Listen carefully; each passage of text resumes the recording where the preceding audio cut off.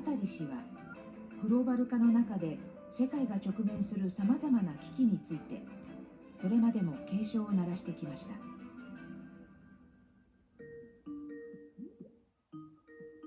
Hello. Good afternoon. Dr. Attali, could you possibly tilt your camera so that your image that would be perfect. Thank you very much, Dr. Attali. Thank you very much for making the time for us today. Well, you must have many more priorities, including making sure that your family stays safe. Absolutely. As you, I suppose. Thank you. アタリ氏は11年前の著書で未知の感染症によるパンデミックが起こる危険を警告していました。市場のグローバル化や自由な流通により今後10年で破滅的なパンデミックが発生する恐れがある。パンデミックは多くの個人、企業、国家のサバイバルにとって非常に大きな脅威である。As you say, as far back as in 2009, you warned of this pandemic and that the current pandemic should in no way be a surprise. Is the current pandemic precisely what you had in mind then? 10 years ago, I wrote a book where I described this pandemic 10 years ago, and then that people should listen more and take action even if it's very low probability, but when the risk is high and when there is no probability action to be taken. Listen also about the fact that our lives are short. If this pandemic was a wake-up call, what are we waking up to? Oh, we are waking up on many things. We are waking up on the importance of hygiene, the importance of transparency, the importance of global rules for making pandemic warning available worldwide. At the moment, Paris is in lockdown while we see no end to the spread of coronavirus. How are people in Paris coping with the situation?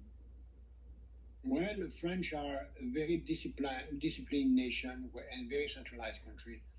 When government is giving decisions, people do their best. Of course, it's very difficult for different people first, and I want to congratulate them as well in Japan as in France. Many people are still working because they are needed for health, for food, for distribution, for information and media, as you are doing. Many people are working, and many people are moving out of their own house in order to work. I mean, people that were in charge of taking care of garbage, people that are going to take care of cleaning the hospitals, all these people which are absolutely fundamental for the survival of our cities today. We see also the fact that there are some difficulties for according to the different of social classes and social needs. If you are wealthy, it's easier to be locked in your house, but if you are packed in a small place. アタリ氏は3月半ば、自らのサイトでこのパンデミックの及ぼす深刻な影響を分析しています。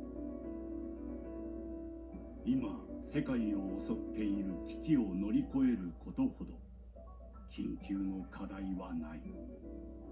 もし国家がこの悲劇をコントロールできないと証明されてしまったら、市場と民主主義という2つのメカニズムは崩壊してしまうだろう。Dr. Attali, you are an economist. How do you evaluate the gravity of the impact on the global economy? Well, I think it's better to forecast the worst in order to avoid it. But since a month, I said that it's the worst crisis since 1929, much more serious than 2008. I forecast that the cost on the global economy may reach 20% of GDP, which means that the growth will not be 1% or -1, but -20 globally. And this is certainly linked to the fact that the US, which is one of the most important drivers of the world economy, is entering the crisis with a lot of impreparation, to say the least. And then I see no reason to believe that the cost of it will be small. Of course, all governments are putting everything they can in terms of banks, credits, central bank money, budget deficit to improve it. And some countries are doing better than others, but globally there is a lot of support going on. But that will only postpone the consequence. And some sectors, such as sectors which are clearly related to a threat linked to that, such as restaurants, hotels, shops, stadiums, wherever people are supposed to be packed somewhere, planes, all these sectors will be significantly affected by not by 10%, but by 60% or more. That is already a very daunting outlook. But you have also warned that we should be braced for the second wave and the third as well. How long is this going to take? I don't know. I'm not a doctor. What I say is that when I look at the past, many people made the mistakes to think that when the pandemic is going down because of the efficiency of the first wave of containment or lockdown, people are going out. And that's the moment where people are infected. If you see what happened in Europe in 1918, at the end of the First World War, there was supposed to be a Spanish flu, which was not Spanish, it was US flu. And that did a lot of victims first when people get out, and it did more victims in the second round because people went out too early. Looking ahead, we neither of us are doctors, nor do we have any crystal ball with us. What would the post-corona world look like, and what would the possible worst scenario be? Well, the worst scenario will be a global depression, unemployment, inflation, populist governments, and long-lasting dark age of recession. I don't believe that will happen because we can do a lot.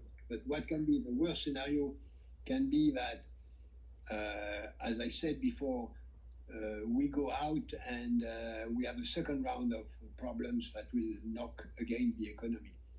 What is also a very bad scenario is that we get out with more dictatorship, using the new technologies for the sake of putting more control on people, as we have seen in some governments, as we have seen, for instance, in Europe with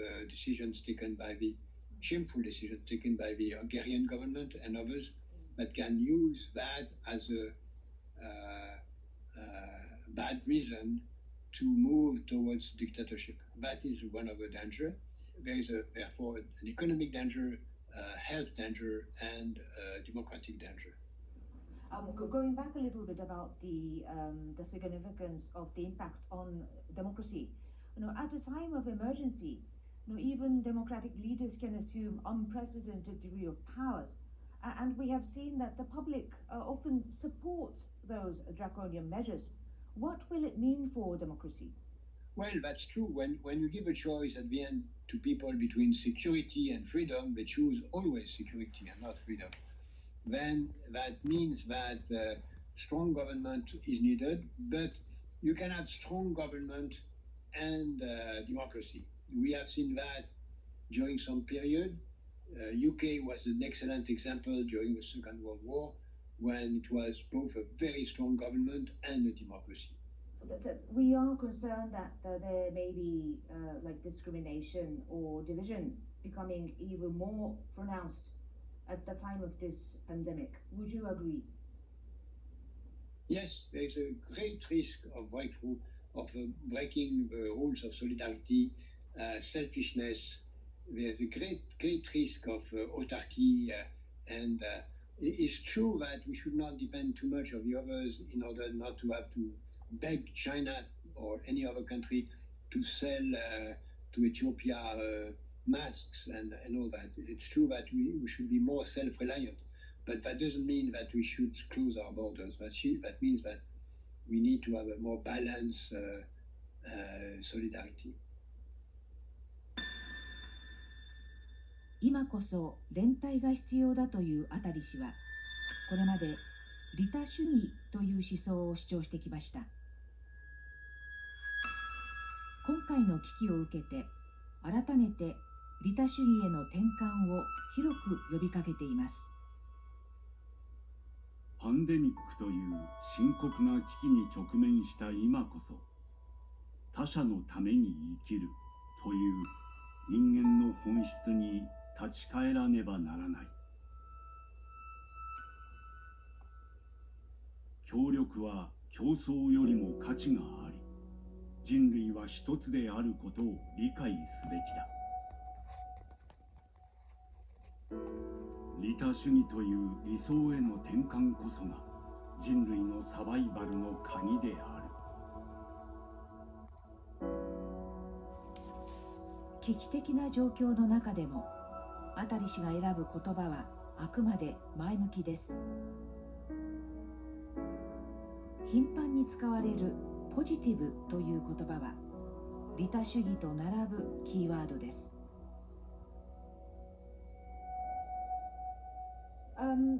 I have been following your blog and was struck by the consistent optimism. Titles like Cheers for Life, Think and Live Positive. Where does that positivism, where is that optimism come from? Well, positivism is not optimism. Being optimist is being a spectator of a match and think that the probability is that your team will win. Being positive means that you are a player of a match and you think that you can win the match if you play well.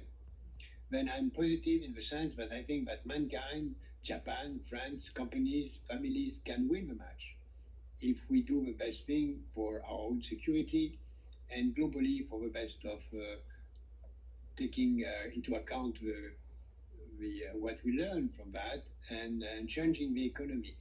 I think that this is a very good opportunity to move towards what I call a positive economy, which means an economy which is focusing on long term and focusing on what I call the economy of life industries, which means industries linked to what is needed for life, which is food, health, education, culture, information, research, innovations, digital, and maybe forget some other sectors. Distribution, of course, and security are part of it, and forget also a lot of other sectors which are maybe less essential. So you talk about empathy and altruism. What is meant by altruism at a time when people are panic buying supplies, countries closing borders? Some may say you sound like a selfless saint, if I may say so. No. We need, altruism is the best definition of rational selfishness. Because we need, in a given country, we need to be sure that the others are not infected in order not to threaten me to be infected. Therefore, we are not just to be altruistic in the country. And also, we have an interest in seeing the other countries not infected. Because in the long term, this is the rational, selfish interest of Japan to see the rest of the world going well in order to develop its own markets. So would I be right in saying that the altruism is not sacrificing everything for the interests of others, but about the realization that protecting others will be in our own interest too, and in the interest of the family, community, and country, and the humanity? Absolutely. Altruism is the most rational, selfish behavior. I think we will win against the crisis. I don't know if we'll find drugs or vaccines, but I think we'll win in some months. Will take 2, 3, 4, 5, 6 months. I don't know. It's a matter of doctors to say. But I don't say that we will win in the long term. In the long term, that means that we have to reorient totally our economy. In period of war, we have economy of war, where companies are forced to move from producing cars to produce bombs or airplanes. We need to do the same, not to go to produce more bombs or weapons, but to produce on the long term more things of the kind I just mentioned: medical equipments, health equipment, hospital, housing, health, hygiene, water, good food, etc., etc. But it needs a huge conversion of a lot of industry. That I'm not sure that we're able to do it, because it's possible that after this pandemic, people go back to the behavior before. You have once said that the history teaches us that the humanity evolves significantly only when we are afraid. Are we at that point, precisely at that point, when we have to rethink the way we live in order to evolve? Yes, absolutely. I hope we don't need fear. I hope we don't need catastrophe to move. And I do not wish such a catastrophe. I would prefer that by magic touch the pandemic stop now than anything else. But as it is now, we have to use it to help us move in the good direction of an altruistic economy, altruistic society, what I call a positive society, or empathy services. And that is something that we can learn from that. But mankind is very light in his capacity to think of the future, and we forget very often. We are very often able to forget anything that is creating problems. We don't like to have dark souvenirs, and then we get rid of them and come back to our normal life. I do hope that we will not have that kind of weakness now. We need all of us to take care of the interest of next generation. That would be the key. If everyone was moving as a parent, as consumer, as labor, as saver also, with the money we have, and as citizens, to vote in favor of next generation, that would be good. Thank you. Take care. Thank you. You too. 世界をリードする知識人たち。私たちが同じ時間を生きているということをこれほど実感したインタビューはありませんでした。通底していたのは、今人類の未来を左右する重要な選択を迫られているという確信でした。パンデミックに向き合うことは、あるべき未来を私たち自身が手繰り寄せることなのです。